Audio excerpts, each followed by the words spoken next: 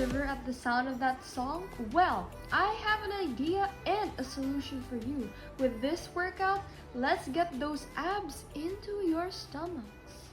Have you heard of Pandesal? The Philippine bread roll, currently not available due to lockdown because all small bakeries are apparently closed. So, since the pandesal has been referenced as also the abs of the Filipinos, let's get to our workout. The ingredients of a pandesal bread roll according to Pinterest are 3 teaspoons of fungus, half a cup of sugar, 3/4 teaspoons of salt, 5 tablespoons of soft butter, 1 tablespoon of oil, 1/2 cup of water, 1 egg, 1/4 cup of evaporated milk, half a cup of milk, breadcrumbs which I don't have, and guess what I missed? It's the biggest and most important part of bread. Hello guys, it is not my birthday today, but since it was the birthday of my cousin recently, let's go now to step 1 to get those abs, and that is mixing of our dry and wet ingredients. Okay, for this part, it is me aggressively putting the flour in the measuring cup because I am so hungry already. And yeah, actually this is just me mixing all the dry ingredients together. That's it. But let me just say, pandesal over rice, even as an Asian girl, because wow, it is so sweet and it's better than American rolls. Okay, it's just good. Do you guys ever wonder how weird yeast is and how alive they actually are? Cause I don't know, isn't that how they make air? And I just find them so weird. It's like little men working in my bread. In you go, you little creepy living things. Make my dough rise. Okay, mixing, right.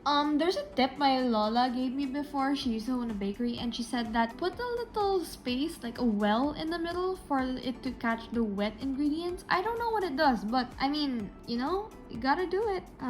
Breaking of eggs, my nightmare. And since there's no sound effects due to the fan, plop. You know how you're used to some measurements and that weird measurements just throw you off? Like this asked me for 3 tablespoons of butter. How am I supposed to measure that? But okay, 3 tablespoons it is. After molesting my butter because of measuring it so weirdly, I realized that 3 tablespoons is actually half a butter. So yeah, that's me mad about it and hitting the bowl. Some oil because butter's not enough. Charlie's Angels Part 3.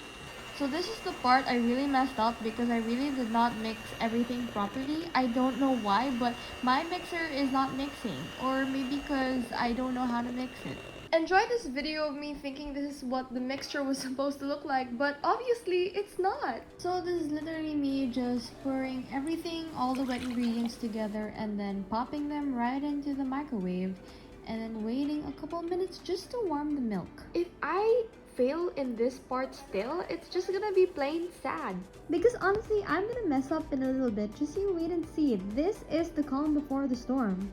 As you guys can see, I am pouring the milk and I read the instructions, and after that you were supposed to mix the dough with a dough hook. And being the illiterate baker that I am, I just went for it. I'm not knowing if that's a dough hook or not. And well, as you can see, it's starting to show its true colors. There you go. There you go. Just a random thought now that we're in chaos. Can you get yeast infection from baking bread and touching yeast? You know, if that was a dough hook, then it really is a dough hook because that dough is hooked in that dough hook. Yay, we're in my favorite part that I actually just learned all my skills from cooking mama. So let's hope mama's proud.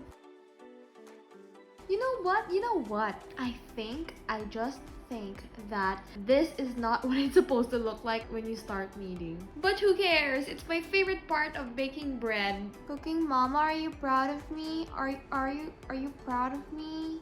Look at me pretending like I know what I'm doing and thinking that dropping bread is part of kneading. I put a little butter because it was looking so dry. So yeah, I was just kneading it and it started becoming so tough. I'm not sure if it's supposed to be like that. According to the recipe, I was supposed to be kneading it for 15 minutes, and let me tell you, 15 minutes did go by, but super fast. I really enjoyed this part, even though the dough was starting to become so tough already. I even gave my bread a little pat for the support and for going through all this pressure and all these trauma of being squished all the time. I even gave my bread a couple punches for some good luck and some support. But you could see some yellow spots in the dough because that is the sign that I did not mix it well.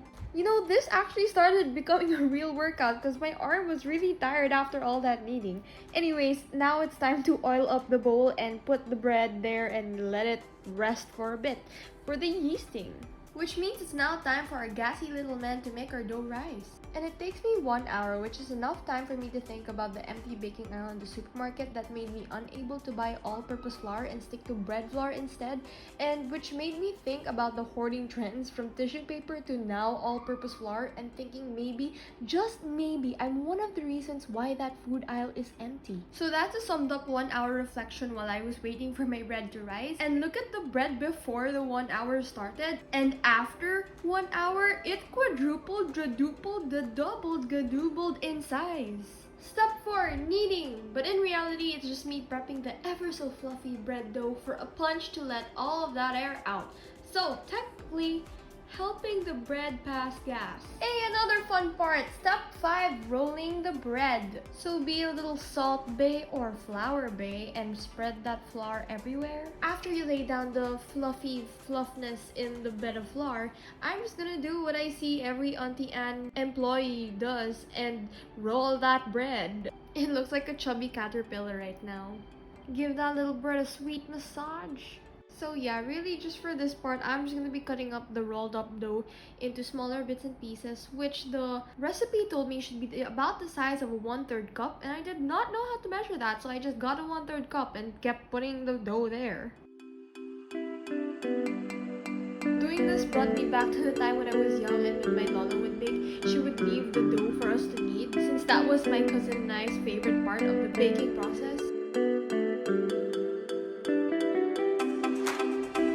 Better than Mama.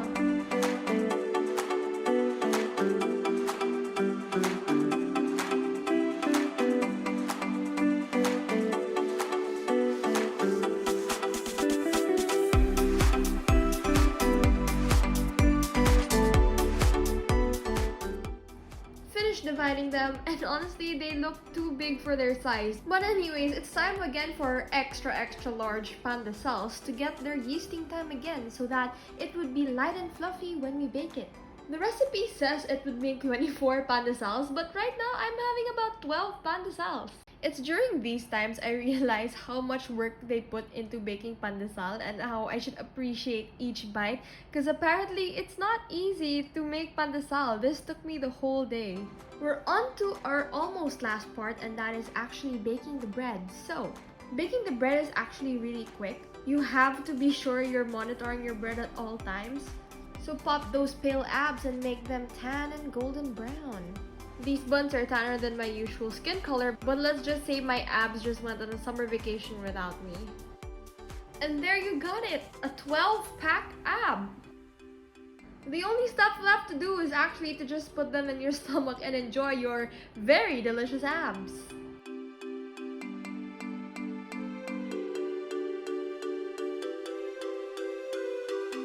And there you have it. That's pandesal.